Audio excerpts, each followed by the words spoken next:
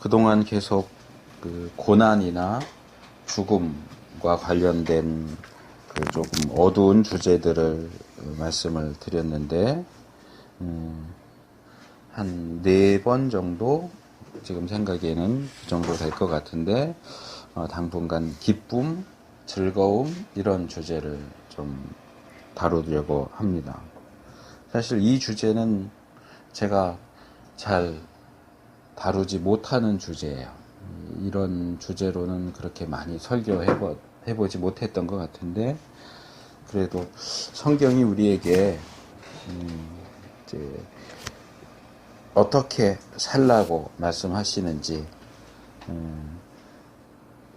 지난주에 디모데후서 말씀도 그렇고 그 전에 전도서 말씀도 그렇고 이렇게 말씀을 전하다 보니까 하나님이 우리에게 주신 삶을 우리가 누릴 수 있어야 된다. 즐기며 살 수 있어야 한다 하는 그런 메시지로 이렇게 연결이 되면서 한동안 이 기쁨과 즐거움, 그러니까 단순히 기쁨 자체, 즐거움 자체를 주제로 삼는 것이 아니라 우리가 우리의 삶을 어떻게 살아야 할까, 뭐 그 가운데는 장례식에 마음을 둬야 한다 이런 말씀도 있지만, 또 한편으로는 하나님께서 우리에게 주신 단 한 번뿐인 이 땅에서의 인생을 기쁘고 즐겁게 누리면서 살아야 하지 않겠는가. 어떤 것이 정말 하나님께서 우리에게 원하시는 기쁘고 즐거운 삶이냐 하는 내용을 나누려고 그래요. 본문 말씀 들어가기 전에 한 가지 좀 이야기를 하자면, 예전에 아마 우리 주보가 나올 때도 한번 그 이야기를 실었던 것 같은데, 어떤 작가가 쓴 이야기 중에 그런 내용이 나와요. 아주 경건하고 믿음으로 살던 사람이 죽어서 천국을 갔습니다. 그래서 이제 심판대에 앉아 계신 하나님을 만나기 위해서 줄을 쭉 섰어요. 그러니까 이 사람도 자기 앞에 이렇게 줄 서 있는 사람들을 보고 이제 하나님을 만나기 위해서 줄을 서 있어요. 근데 줄이 워낙 기니까 전 세계에서 죽은 사람이 다 와 있으니까, 이건 실제 사건이 아니고 이제 만들어낸 이야기이긴 하지만 우리에게 이제 교훈을 주는 내용이기 때문에 제가 소개를 하는 겁니다. 상당히 오랜 시간을 이제 기다려야 돼요. 좀 지루하기도 하죠. 물론 죽어서 천국 갔으니까 좋긴 하겠지만, 줄 서서 계속 기다리다 보니까 뭐 지루하기도 하고 심심하기도 하고 그래요. 근데 천사들이 왔다 갔다 하면서 이 쟁반에 뭔가를 이렇게 놓고 왔다 갔다 하면서 다니는데 이 사람한테도 왔어요. 뭔가 봤더니 맛있는 과자 뭐 이런 것들을 쟁반에 담아가지고 이거 좀 먹어라, 기다리는 동안 이거 좀 먹어라 하고 주는 거예요. 그래서 이 사람이 답변을 합니다. 난 그런 거 안 먹습니다. 내가 지금 천국 와서 하나님 만나려고 기다리고 있는 중인데 내가 지금 과자 같은 거 먹게 생겼습니까?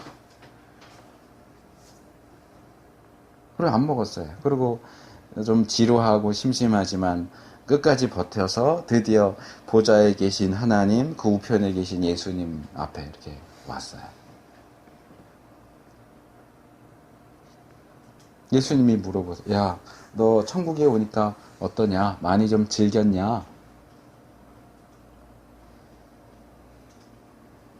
천국에 오니까 참 좋습니다.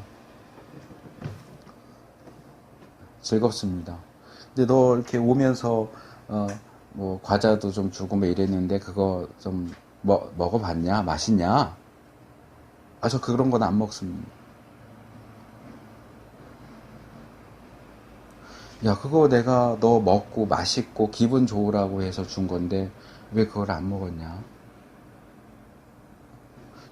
이미 주신 것도 누리지 못한다면 앞으로 주실 건 어떻게 누리려고 그러냐? 그런 이야기로 이 이야기가 끝납니다.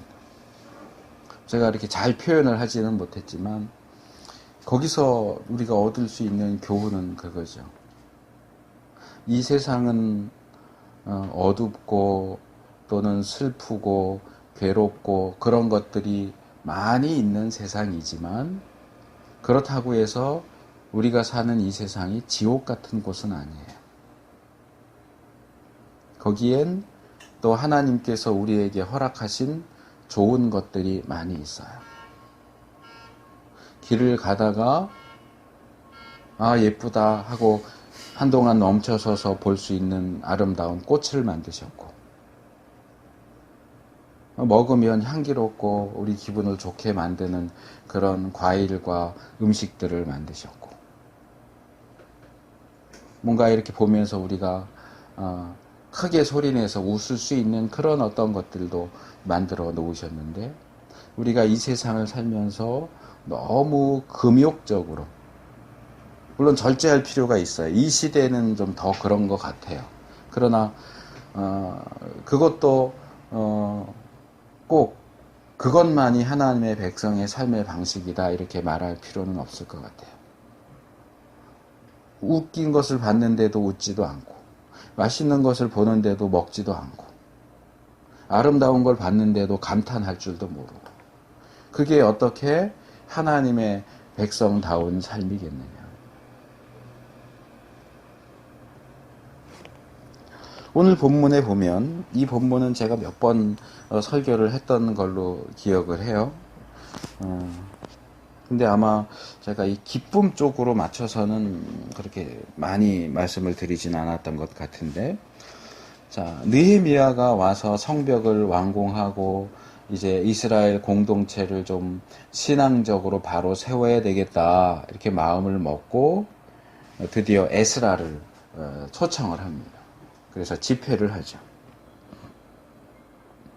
그래서 8장, 우리가 8절부터 읽었지만 1장 1절을 보면, 8장 1절을 보면 7월에 모였다. 7월에. 그리고 이어지는 내용을 보면 아마 이것은 초막절 기간에 모인 것 같아요. 초막절. 초막절은 일주일 동안 지키는 절기예요. 이스라엘, 원래는 이제 추수감사 절기였지만 이스라엘이 출애굽하면서 이 광야에서 장막 생활을, 텐트에서 생활했던 것들을 기념하면서 이 기간 동안에는 집에서 살지 않고 이제 산에 가서 나뭇가지들을 꺾어서 초막을 만들어요. 그래서 불편하지만 이 광야 생활을 기억하면서 이 초막 생활을 하면서 지키는 것이 초막절이고, 이 일주일 동안의 절기 마지막 날에는 모여서 아주 크게 잔치를 하는, 조금은 고생스럽지만 아주 즐겁고 기쁜 절기입니다. 아마도 이제 그러니까 첫날과 마지막 날은 집회로 모이거든요. 그래서 이게 아마 그 초막절 첫날 집회였던 것 같아요. 사실 이스라엘의 절기를 보면 다 즐거운 절기예요. 기쁘고 즐겁게 지키는 절기예요. 하나의 예외가 있는데 그것은 대속죄일입니다. 대속죄일이라고 하는 1년에 한 번 지키는 절기가 있는데, 이 대속죄일을 지키는 방식은 자기를 괴롭게 하는 거예요. 다른 절기는 다 기쁘고 즐겁게 지키지만 대속죄일은 자기를 괴롭게 하고 금식하고 이래. 왜냐하면 그 절기는 1년 동안 지은 죄를 하나님 앞에 사함받기 위해서 지키는 절기거든요. 그래서 대제사장이 1년에 한 번 이 백성들 전체의 죄를 모아서 이제 소를 잡고 그 소의 피를 가지고 지성소로 들어가는, 지성소에 들어가서 거기 피를 뿌리고 죄사함을 받게 하는 그런 일을 하는 날이 1년에 한 번 대제사장이 지성소에 들어가는 날이고, 1년에 한 번 백성들이 1년 동안 지은 죄를 사함받기 위해서 하나님 앞에 모이는 날이에요. 죄사함, 잘못해서 용서받기 위해서 모였는데 웃고 떠들고 그럴 수는 없잖아요. 그러니까 율법에도 이 날은 너희가 너희 스스로를 괴롭게 해라.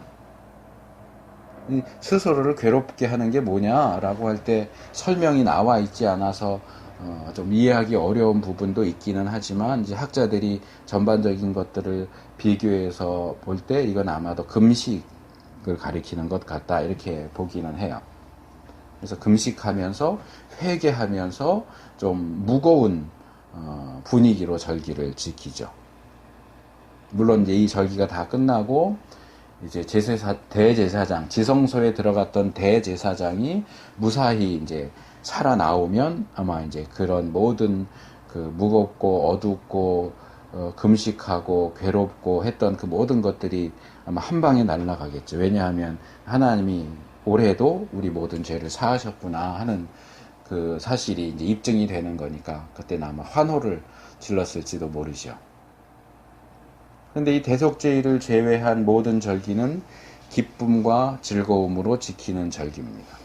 다르게 말하면 잔치예요, 잔치.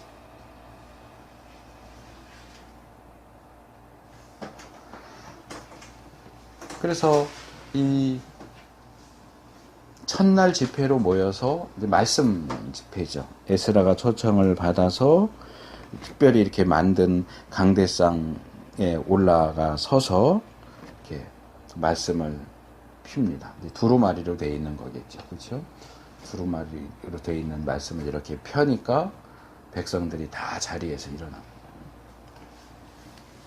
그래서 우리가 예전에는 예배 드릴 때 이 신앙 고백에서부터 말씀 봉독할 때까지 서서 이렇게 했잖아요. 이제 이 말씀을 한번 실천해 보자. 그래서 특별히 4절에 특별히 지은 나무 강단의 섬에 다른 사람들 옆에 서고 5절 학사 에스라가 모든 백성 위에 서서 저희 목전에 책을 펴니 책을 펼 때에 모든 백성이 일어서니라. 하나님을 하나님을 찬양합시다. 뭐 이렇게 했죠. 그러니까 백성들이 손을 들고 아멘 아멘 응답하고 몸을 굽혀 얼굴을 땅에 대고 여호와께 경배했다. 그리고 나서 이제 에스라가 율법책을 낭독해요. 이 율법책은 이제 말하자면 모세오경인데 그 중에 어느 부분을 읽었겠죠. 근데 이 기록된 말씀은 히브리어로 기록이 되어 있으니까 히브리어로 본문을 읽었을 것이고 이제 포로 생활에서 귀환한 이 사람들은 이미 히브리어를 거의 잊어버렸어요. 이 히브리어를 읽어도 무슨 말 하는지를 못 알아들어요. 그러니까 이제 이 주위에 있던 에스라를 돕는 협력자들 그 목록이 4절에도 나오고 7절에도 나오죠. 그들과 레위 사람들이 서 있는 사람들 중간중간에 껴서 있다가 이것을 아람어로 이 당시 사람들이 쓰는 아람어로 번역도 하고 해석도 하고 설명도 해주고 이제 이렇게 하죠. 그래서 그것을 이제 간략하게 이 7절 끝에는 율법을 깨닫게 했다 이렇게 그냥 설명을 하고 이제 우리가 읽은 8절에는 율법책을 낭독하고 그 뜻을 해석하여 그 낭독하는 것을 다 깨닫게 했다 이렇게 조금 더 구체적으로 설명을 하죠. 그러니까 히브리어로 된 성경을 읽고 그것을 알아들을 수 있는 이들이 사용하는 아람어로 통역해주고 그 다음에 해석해주고 설명해주고 이렇게 해서 백성들이 지금 읽는 말씀이 무슨 말씀이구나 하고 깨달을 수 있도록 도와줍니다.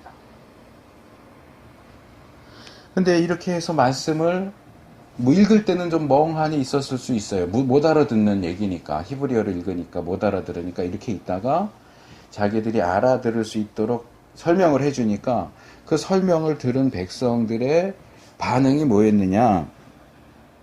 울었다 그랬어요. 백성이 율법의 말씀을 듣고 다 우는지라. 왜 울었는지는 정확히 알 수가 없어요. 이게 회개의 울음이었는지 또는 감사의 울음이었는지 우리로서는 알 수가 없어요.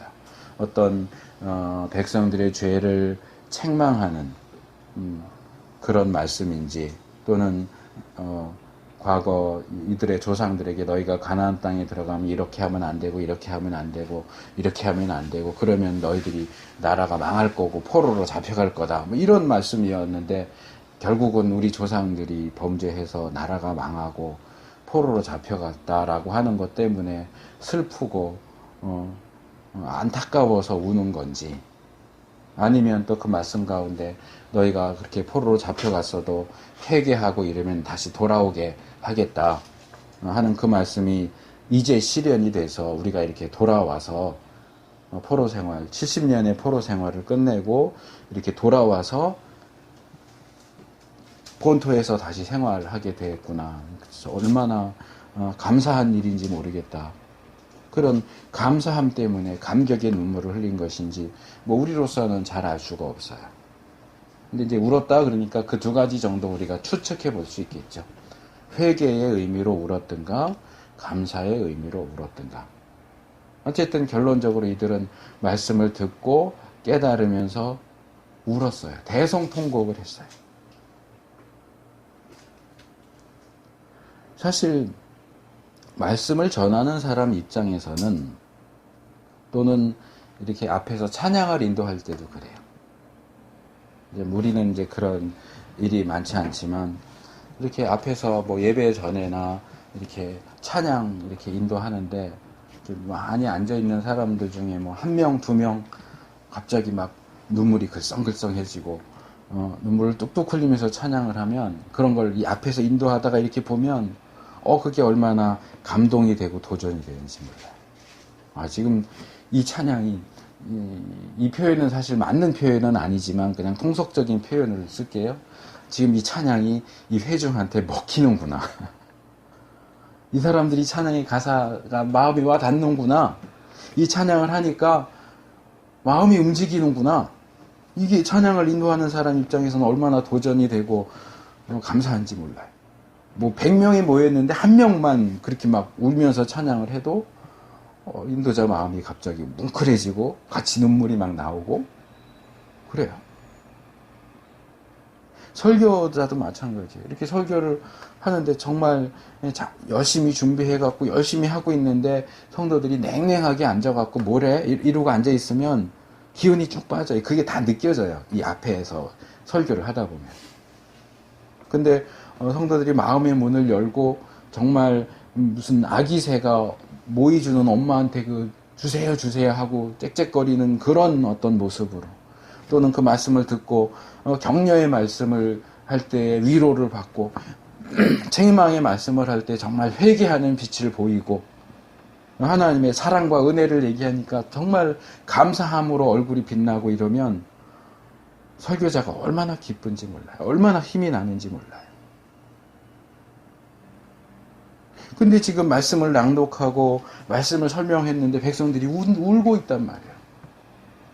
어쩌면 앞에서 찬양을 인도하는 사람이나 설교자의 그 입장만 생각을 해보면 이건 참 고무적인 일일 수 있어요. 이 사람들이 지금 냉랭한 게 아니고 말씀을 듣는구나. 말씀을 깨우치고 있구나. 그 말씀에 반응하고 있구나. 그러면 뭐 더 울어 이러지는 않겠지만 이게 참 좋은 현상이다. 좋아. 이런 생각을 가질 수 있을 거예요. 근데 참 이상하게도 느헤미야를 비롯해서 총독인 느헤미야, 제사장 겸 학사인 에스라, 그리고 이렇게 사람들 사이에 끼어 들어가서 백성을 가르치는 레위 사람들이 모두 동일하게 무슨 얘기를 하느냐 하면 오늘은 너희 하나님 여호와의 성일이니 슬퍼하지 말며 울지 마라. 울지 마세요. 슬퍼하지 마세요. 근데 여기 슬퍼한다라는 표현이 있는 걸 보아서는 아까 이제 울었다 그럴 때 회개의 울음일 수도 있고 감사의 울음일 수도 있다 이렇게 얘기했지만 여기 슬퍼한다라는 표현을 보면 감사의 눈물이 아니라 회개의 눈물일 가능성이 높겠죠. 감사하면서 슬퍼하진 않잖아요. 기뻐하면서 우리가 너무 슬퍼도 울고 기뻐도 울지만 슬퍼서 운다고 할 때는 감사의 눈물이라기보다는 회개의 눈물이겠죠. 말씀을 깨닫고, 우리 조상들이 정말 잘못했고, 우리도 정말 잘못했구나. 하나님, 죄송합니다. 그러면서 슬픈 마음으로 울었겠죠. 슬퍼하면서. 그랬더니, 울지 마시오. 슬퍼하지 마시오. 울지 마시오. 그 이유가 오늘은 여호와의 절기이기 때문에. 초막절 절기고, 이 초막절 절기는 슬퍼하고 울면서 지키는 것이 아니라 기뻐하고 즐거워하면서 지켜야 하는 절기이기 때문에 여러분들이 말씀을 깨닫고 회개하는 마음으로 슬퍼하면서 우는 것이 잘못된 것은 아니지만 우리는 이 여호와의 절기를, 여호와의 성의를 슬퍼하고 울면서 지키는 것이 아니라 기뻐하고 즐거워하면서 지켜야 됩니다.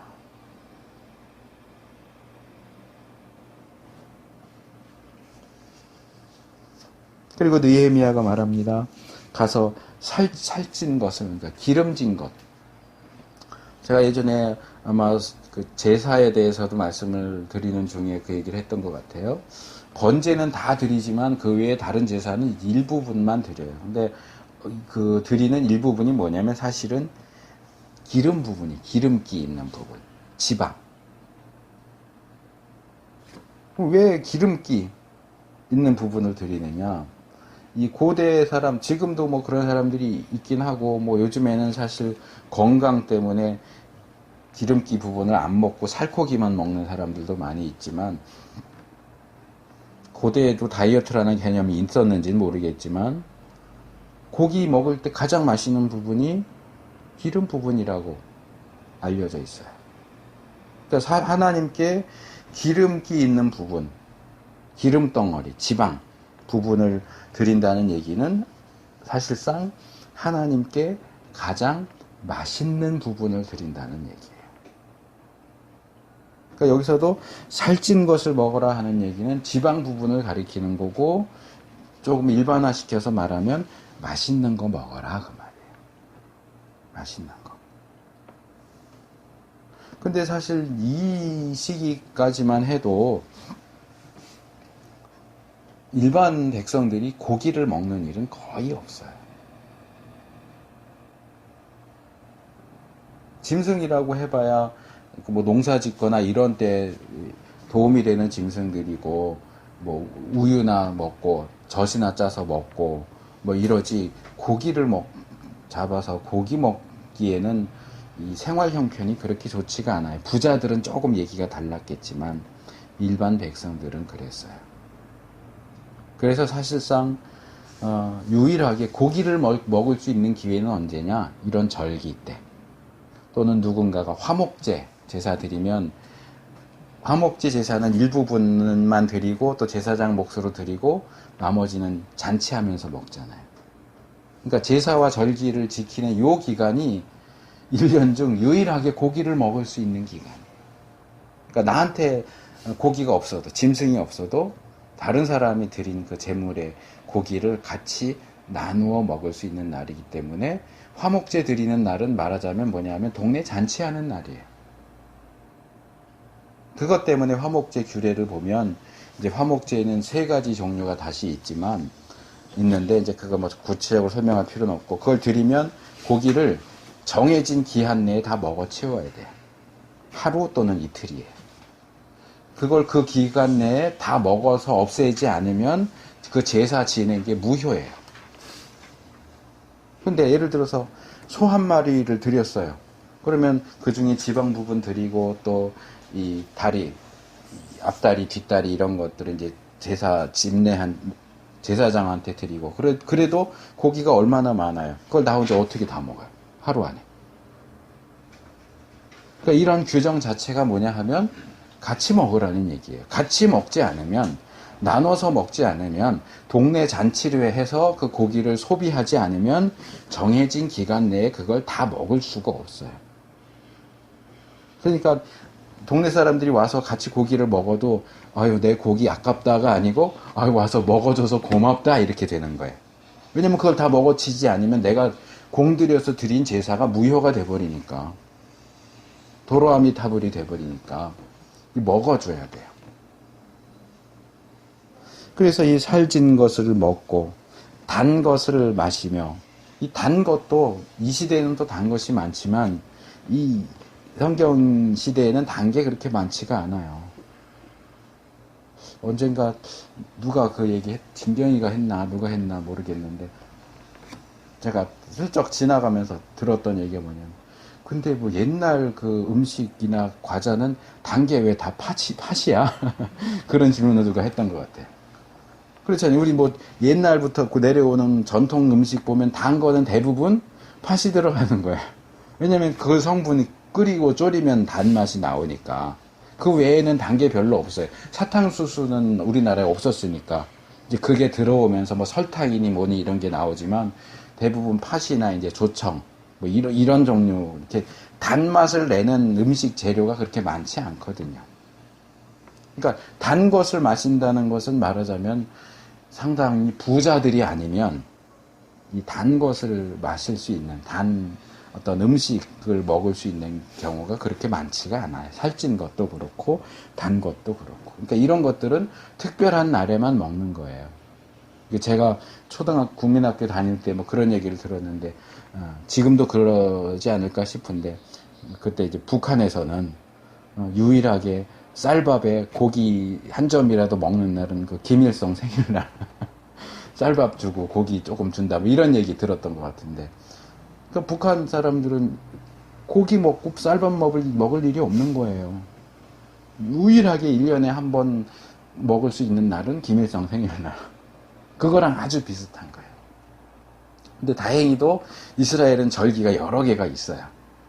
5대 절기, 크게 말해서 5대 절기도 있고, 또 화목제는 이건 정해진 기간이 있는 건 아니지만 또 어떤 사람이 화목제, 뭐 자원제든 서원제든 감사제든 이렇게 드리면 이제 또 동네 잔치하고. 그러니까 이런 제사와 절기 외에는 거의 고기 먹을 일이 없어요. 맛있는 음식 먹을 일이 없어요. 그러니까 살찐 것을 먹고 단 것을 먹고 예비치 못한 자. 예비치 못한다는 것은 시간적으로 준비 못했다는 의미도 있지만 능력이 안 되는 사람도 얘기하는 거예요.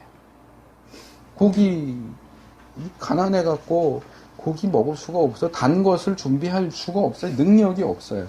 그런 사람들에게는, 그러니까 이 부분을 보면 예전에 제가 말씀을 드렸던 고린도 교회가 떠오르는데, 고린도 교회에서 성찬 예식 하는 것에 대해서 바울이 책망하잖아요. 뭐라 그래요? 자기가 먹을 거 각자 준비해 왔다가 그냥 자기가 다 먹어요. 그러다 보니까 부자들과 가난한 사람들 사이에 이 격차와 분리와 어떤 수치스러운 그런 일들이 일어나잖아요. 그러니까 벌써 여기서부터 뭐예요? 부자들은 그런 게 늘 있으니까 갖고 와서 먹기만 하면 돼요. 근데 가난한 사람들은 아무리 뒤져봐도 집에 없어요. 그러면 어떻게 하라고요? 그건 뭐 니들 사정이지. 우리는 그냥 우리끼리 먹어 이렇게 먹을 게 아니고, 능력이 없고 준비가 안 돼 있고 예비치 못한 사람은 어떻게 같이 먹으라. 같이. 그게 맞는 거예요. 그게 맞는 원리예요. 아깝다 그럴 게 아니고 같이 나눠 먹어요. 살찐 것도 단 것도 나누어 주고 같이 먹고, 근심하지 말고, 여기 한 단어가 또 추가됐죠. 슬퍼하지 말라, 울지 말라, 그 다음에 근심하지 말라. 뭐 해라? 기뻐해라. 기뻐해라. 감사해라. 레위 사람들도 모든 백성을 정숙해 하여 이르기를 오늘은 성일이니 마땅히 종용하고 근심하지 말라. 그래서 모든 백성이 곧 가서 먹고 마시고 나누어 주고 크게 즐거워했다. 기뻐한다라는 말과 즐거워한다라는 말이 이제 다 나왔죠.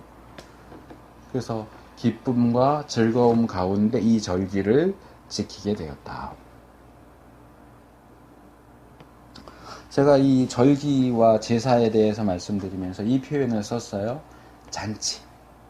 제사 드리는, 화목제사 드리는 날, 이런 절기, 대속제를 제외한 이 절기는 늘 제사가 같이 드려졌기 때문에 이런 절기를 지키는 이것은 사실상 잔치다. 동네 잔치, 잔칫날이다.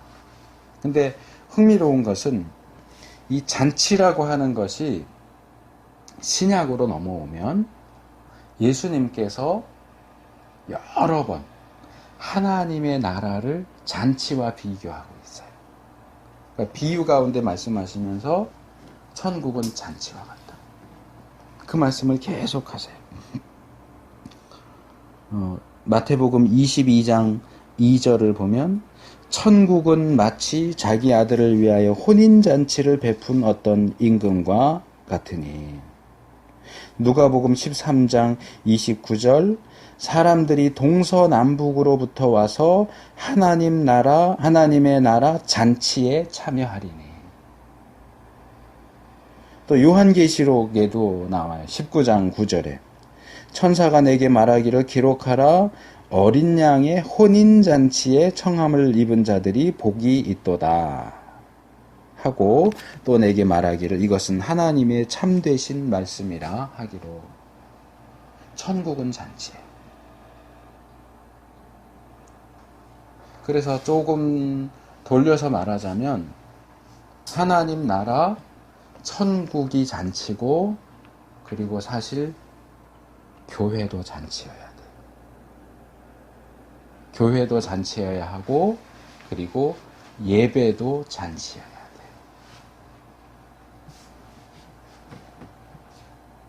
제사가 잔치고, 절기가 잔치고, 하나님 나라가 잔치고, 그리고 교회가 잔치고, 예배가 잔치여야 돼요. 그래서 우리의 교회 생활이 기쁨과 즐거움으로 행해져야 하고, 우리의 예배가 기쁨과 즐거움으로 행해져야 돼요. 물론 제사 중에는 화목제만 있는 게 아니고 속죄제도 있고 속건제도 있고, 절기 중에도 잔치로 지켜지는 절기만 있는 게 아니라 회개와 속죄를 위한 대속죄일 절기가 있는 것처럼, 교회 안에서도 예배 중에서도 맨날 기쁘고 즐겁기만 한 것이 아니라 회개도 있어야 되고, 그렇죠? 책망받고 고치는 일도 있어야 되고, 뭐 교회는 늘 즐겁기만 해야 돼, 그러니까 책망하면 안 돼, 이런 얘기는 아니에요. 이제 이것을 이제 강조하다 보면 한쪽으로 치우치는 경우들이 많아요. 그래서 예배가 잔치다 이런 것을 강조하는 분들은 책망하는 설교라든지 이런 거 절대 안 돼. 왜? 예배는 잔치여야 하니까. 이렇게 얘기하는 사람들도 있고, 교회도 마찬가지고요. 근데 이 모든 게 같이 있는 거지 어느 하나에 치우치면 안 돼요. 그럼 잘못해도 책망하면 안 돼요? 바울이 좀 전에 예를 들었던 것처럼 고린도 교회에서 성찬식을 잘못 행하고 있어도 그래도 잘한다 이래야 됐어요? 아니잖아요. 이 모든 것들이 같이 가야 되죠. 그러나 오늘 메시지의 이제 초점이 기쁨과 즐거움에 맞춰져 있다 보니까 이쪽도 우리가 생각을 할 필요가 있고, 그런 점에서 교회가 잔치다, 예배가 잔치다, 우리가 기억할 필요가 있는 교훈입니다. 오늘도 또 교회 가야 돼? 일주일이 너무 빨리 지나네. 엊그제 교회 간 것 같은데 또 교회 가야 되네? 교회 가면 뭐도 해야 되고, 설교도 긴데 그거 앉아서 들어야 되고, 헌금도 해야 되고, 지겨워. 이건 올바른 교회 생활이 아니죠. 올바른 예배가 아닌 거죠. 주일이 기다려지고 교회 가는 것이 즐겁고 그래야 돼요. 백성들이 지금 말씀을 듣고 울고 있는데도 저 같은 사람이 볼 때는 얼마나 참 좋은 기회겠어요. 백성들을 교훈하기 위해서. 이 마음이 활짝 열려 있는 거 아니에요. 그럴 때 좀 막 말씀을 쏟아 부어주면 좋을 것 같은데 지금 느헤미야, 에스라는 그러지 않아요. 지금이 언제냐? 여기가 어디냐? 지금은 여호와의 성일이다. 이 성일은 슬픔과 눈물로 보내는 것이 아니라 기쁨과 즐거움으로 보내야 된다.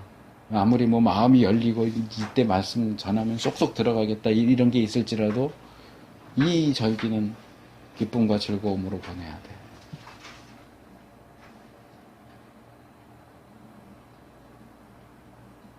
우리가 살다 보면 맑은 날도 있고 궂은 날도 있고 그래요.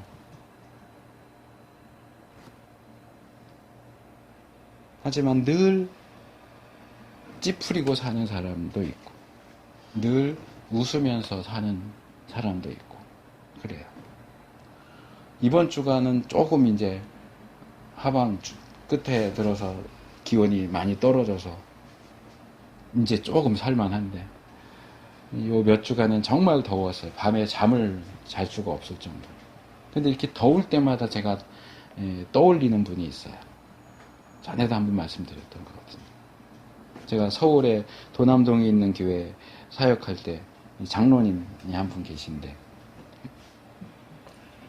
이렇게 전기 부품 그런 거 이렇게 배달, 자전거 타고 다니면서 배달하시고 이런 일을 저도 정확하게는 모르겠는데 그러던 분인데 이렇게 보면 정말 여름에 더운데 자전거 타고 다니시고 이제 교회 종종 이렇게 오시는 거 보면 막 정말 땀을 비 오듯이 뚝뚝뚝 흘리고 그러고 다니세요. 근데 이분은 늘 싱글벙글해요. 그러면서 이러세요. 아, 날 참 따뜻하다. 아니, 장로님, 나 아저씨가 이렇게 더워갖고 못 살겠는데 뭐가 따뜻해요? 뜨겁죠? 날씨가 이렇게 뜨거워도 내가 내 마음을 그렇게 먹는 거라고. 이거 뜨겁다 그러면은 어떻게 다니겠냐고. 따뜻하다. 하나님이 오늘 날씨 참 따뜻하게 해주셨구나. 감사하면서 다닌다고. 그러세요. 그래서 날씨가 더울 때마다 그분이 떠올라요. 잘 안 돼요. 저도 이제 종종 따뜻하다 이러는데 말로 입으로는 따뜻하다 그러면서 마음속으로 더워 죽겠네. 왜 이렇게 더워 이래. 마음이 그렇게 잘 안 바뀌어요. 근데 그분은 그래요. 싱글벙글 하면서 따뜻하다 이러고 다니세요. 그분이라고 안 덥겠어요. 우리가 어떻게 마음을 먹느냐. 우리가 맑은 날에 기뻐하고 즐거워하는 건 누구나 할 수 있어요. 근데 궂은 날에도 기뻐하고 즐거워할 수 있는 것은 누구나 하는 일은 아니죠.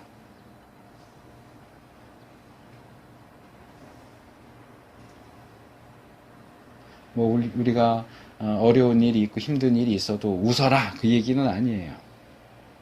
힘든 척 하지 마라. 괜찮은 척 해라 그 얘기가 아니에요.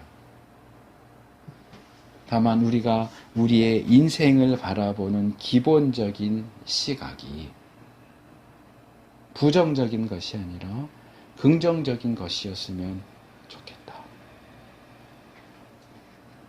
말씀을 시작하면서 제가 예를 들었던 것처럼 하나님이 이 세상이 인간의 타락으로 인해서 많이 망가지고 정말 거의 폐허처럼 되었다 할지라도 그래도 하나님이 만드신 세상이기 때문에 그 안에는 기뻐할 거리도 여전히 남아있고 즐거워할 부분도 있어요. 우리가 이런 부분들을 놓치지 않았으면 좋겠어요. 어떤 상황에서든지 기뻐할 거리가 있고 즐거워할 거리가 있고 감사할 거리가 있다. 우리가 그것들을 발견하고 그것들을 놓치지 않고 꼭 붙잡고 기뻐할 수 있고 즐거워할 수 있고 더 나아가서 하나님 감사합니다. 감사할 수 있는 그런 성도가 되었으면 좋겠습니다. 자, 한 가지만 더 말씀드리고 말씀을 맺으려고 합니다. 제가 본문을 이렇게 다시 읽어보면서 이건 참 재미있게 되어 있다라고 생각을 한 게 있어요. 이게 이제 또 앞으로 몇 주간 이 부분에 대해서 이 기쁨과 즐거움이라는 주제를 다루면서 아마 계속 이렇게 뭐 본격적으로 다룰 때도 있고 그렇지 않을 때도 있지만 이게 계속 연결되지 않을까 싶은데 여기 9절에 보니까 울었다 그래요. 울었다. 그리고 12절에 보면은 크게 즐거워했다 이런 내용이 나와요. 그래서 우는 것으로 시작해서 즐거워하는 것으로 끝나는데 이 울었다 하는 것이 왜 울었는지에 대한 설명이 그 앞쪽에 나오고요. 크게 즐거워했다 그러는데 왜 크게 즐거워했는지에 대한 설명이 뒤에도 나와요. 그러니까 말하자면 샌드위치처럼 이렇게 되는 거죠. 저를 좀 보세요. 이렇게 위에서 볼게요. 그러면 울었다가 있고 즐거워했다가 있어요. 근데 이 울었다에 대한 이유가 이 울었다 밖에 왜 울게 되었는지에 대한 설명이 나오고, 즐거워했다 할 때 즐거워하는 것에 대한 왜 즐거워했는지에 대한 설명이 이 바깥에 있어요. 그러니까 바깥에 이유가 있고 그 안에 울었다와 즐거워했다가 있어요. 근데 이 바깥에 울었다 바깥에 그 다음에 즐거워했다 바깥에 있는 내용이 뭐냐면 똑같은 내용이에요. 뭐냐? 9절에 우는지라 왜 울었어요? 백성이 율법의 말씀을 듣고 울었어요. 8절에 백성으로 그 낭독하는 것을 다 깨닫게 함에 울었어요. 말씀을 듣고 깨달았기 때문에 울었다 이렇게 얘기해요. 그냥 운 게 아니에요. 심심해서 운 게 아니에요. 말씀을 들었고 말씀을 깨달았기 때문에 울었어요. 그러면 12절에 크게 즐거워했다. 왜요? 이는 그 읽어 들린 말을 밝히 알미니라. 여기도 들었다 알았다가 똑같이 나와요. 들었다 알았다 그래서 울었다. 크게 즐거워했다. 왜? 들었고 알았기 때문에. 이런 구조는 우리의 어떤 울음과 우리의 즐거움이 어디에 근거해 있어야 하느냐, 어떤 울음이고 어떤 즐거움이어야 하느냐를 우리에게 교훈한다고 생각이 됩니다. 말씀에 근거한 올바른 울음을 울을 수 있어야 돼요. 말씀에 근거한 올바른 즐거움을 즐거워할 수 있어야 돼요. 우리가 일하다가 횡재했다. 전혀 생각하지 못하는 수입이 그것도 꽤 많이 들어왔다. 그러면 기쁘고 즐겁겠죠. 그러면 믿지 않는 사람도 기쁘고 즐거울 거고 믿는 사람도 역시 기쁘고 즐겁겠죠. 그런 즐거움 또는 반대되는 상황에서 그런 슬픔은 믿는 사람이나 믿지 않는 사람이나 모두 동일하게 느끼는 기쁨이고 슬픔일 수 있어요.